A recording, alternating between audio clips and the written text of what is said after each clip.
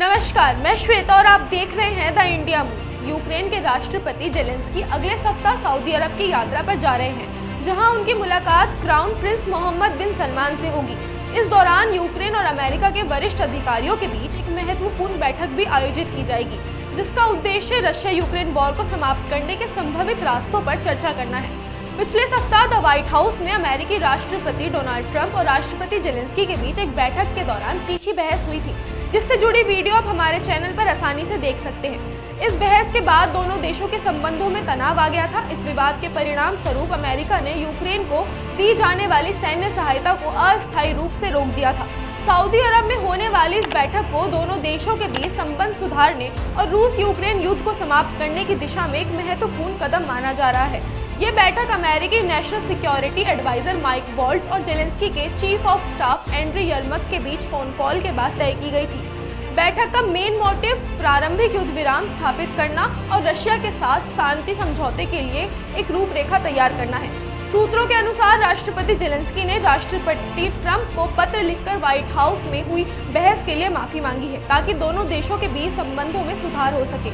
अमेरिकी विशेष दूत Steve Witkoff ने उम्मीद जताई है कि इस माफी के बाद अमेरिका और यूक्रेन के बीच चीजें जल्द ही पटरी पर लौट आएंगी और सब कुछ फिर से शुरू हो जाएगा।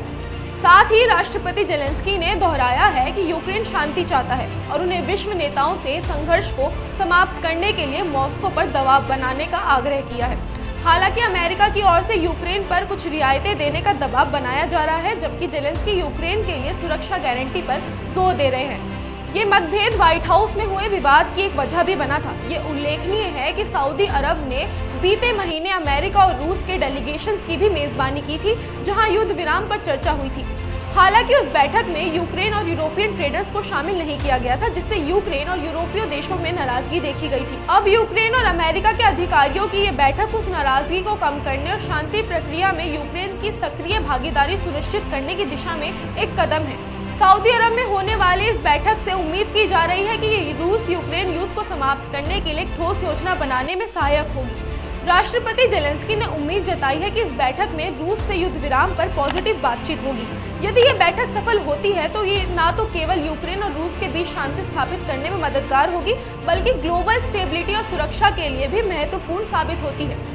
राष्ट्रपति जेलेंस्की की सऊदी अरब यात्रा और वहां होने वाली अमेरिका यूक्रेन अधिकारियों की बैठक रशिया यूक्रेन युद्ध को समाप्त करने की दिशा में एक महत्वपूर्ण कदम है।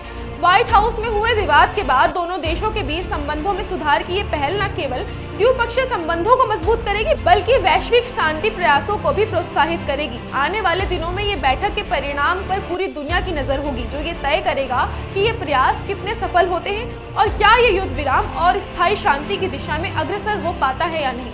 तो आज के लिए बस इतना ही। मिलते हैं अगली वीडियो में और देश दुनिया की ताज़ा अपडेट्स के साथ। फिलहाल वीडियो पसंद आई हो तो लाइक और शेयर करना ना भूलें और देखते रहें द इंडिया मूव्स।